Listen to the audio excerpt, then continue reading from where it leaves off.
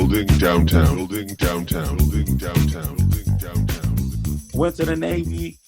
Fast forward, I got booted. I got booted out because I got kicked out because of weed and a whole bunch of other shit. You know what I mean? So So that how was long like how long were you serving for?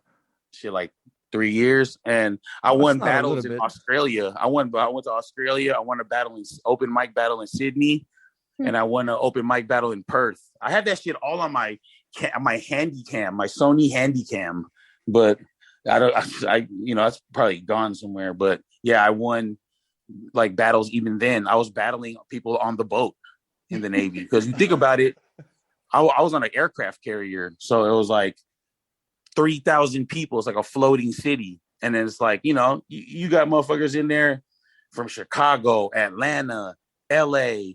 I was in San Diego, right? So, everybody that was shipped to the boat that would work there, they were from everywhere. So you got rappers from Houston, Atlanta, we're fucking sitting there beatboxing and shit, like battling, like from there, like just the essence, So that's where I'm from. That's where I come from. I come back. I went AWOL to do a Clash of the Titans battle over here, and it was a battle that like I hosted, and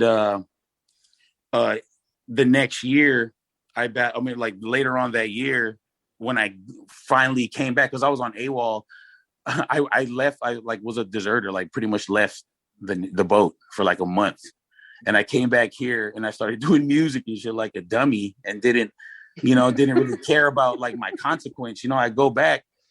So I go back, and then they put me in the brig. I'm locked up. Wait, can I interrupt? I've been curious about this since I knew about it, and I know you probably have told the story a bunch of times before, but like, what is the difference between going through getting court-martialed and like being a civilian going to court for something? Like, what happens? What's the difference? The only difference is you're being detained within the military, because you're no longer a civilian.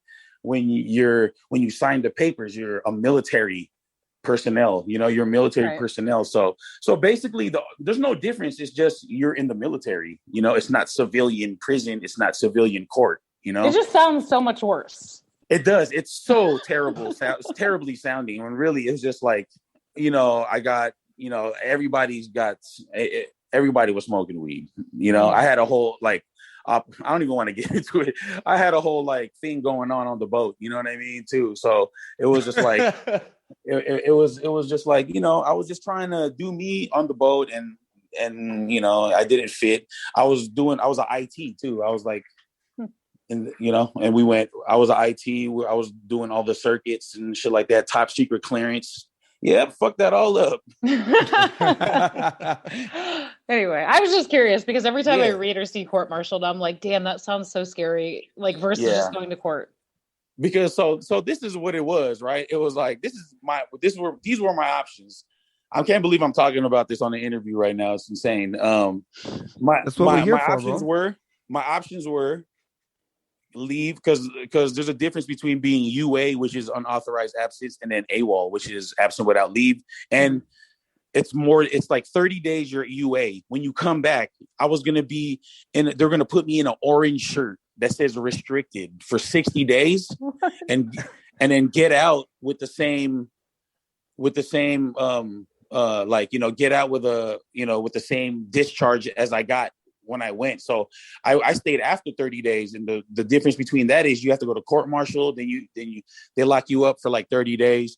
I did 25 with good behavior. And then I came back. I battled somebody. You know what? my first day that I go into because I was on the boat for 2 weeks locked up. And then when we got back to San Diego, they put us back into Miramar, which is the maximum security for like women's prison. So like it was like girls that was like killing their husbands and shit in there for life. No, real shit, serving you lunch and shit. And then so like fuck. Yeah, dude. Like, yeah. So I only needed to be in there for 2 weeks. So they only keep like they have a certain section for people like that. You know what I mean? So like I walk in because my boy already had came from there. And he was like, yo, I told this dude, he claimed that he was like the best rapper in the whatever pod or whatever the fuck. And he was like, yo, wait for my boy Gerardo. when he gets there, you know, and because you know you have your name on your shirt, you know what I'm saying? So I go in there, this dude comes up to me, was like, "Yo, let's battle." I was like, "What the fuck? I just got here, dog." You know, and that might have been, I swear to you, probably the only battle I really lost. Like I felt like I lost. Like this is terrible. I'm doing terribly. This fool's like just clowning me, and he has like bravado. I'm like, oh, wow, this is crazy. And was it I'm because like, you were so bad or he was so good compared to each No, other no, at no. that time? I was so bad. I was Okay. so bad. Okay. But everybody knew. Not the home field advantage. None of that shit. Might have been that too. Hey, yo, and that guy ended up. I found out later on. I was like, yo, that guy, like, he disappeared after like a week or so. And I'm like, what the fuck? Where did that dude go? And then they're like, yo, he did some wild shit. So he was going to like Leavenworth, like doing the maximum. Like, I think he was on some like, I don't even want to say it though. You know what I'm saying? Like he was on some like pedo shit or some shit. He's still over there battling today. Yeah, and I'm like, he probably is. I'm like battling for his life, hopefully. You know what I mean? Because I never knew that, you know? Had I known that, that would have been already like, hey, you lost the battle. Oh shit. No doubt. Time. Yeah. So I would do that. I grew up doing battling, came back, right? And then I don't know if you guys are familiar with like the whole like on beat battle era of like me and Swarm. There's like this battle that went kind of viral and shit. Me and Swarm versus Awkwards and Kasatskiy. Mm-hmm. And that shit. Yeah, that shit made it on the MC when MCs Attack DVD and all that shit. But that was when I came back, I was like, yo, me and Swarm are gonna take over everything. We're gonna battle everybody. We're gonna beat everybody because I was gone from the Navy. You know what I mean? Mm-hmm. And then so that was like my first official crew, like crew after like the PhD shit was Tightrope Walkers, and that was the one that I ran with like for a long time. Me, Swarm Shogun, Drake, Black Man, the dude that taught me to rap, and then Super 13. And then we would have we had two like producers or whatnot. They did an album while I was in the Navy, so I came back like hungry. You know what I mean? Mm-hmm. Like, yo, put me in the studio. Y'all motherfuckers went to the studio without me. I'd never been in the studio before, you know? And then so I come back hungry, doing hella songs.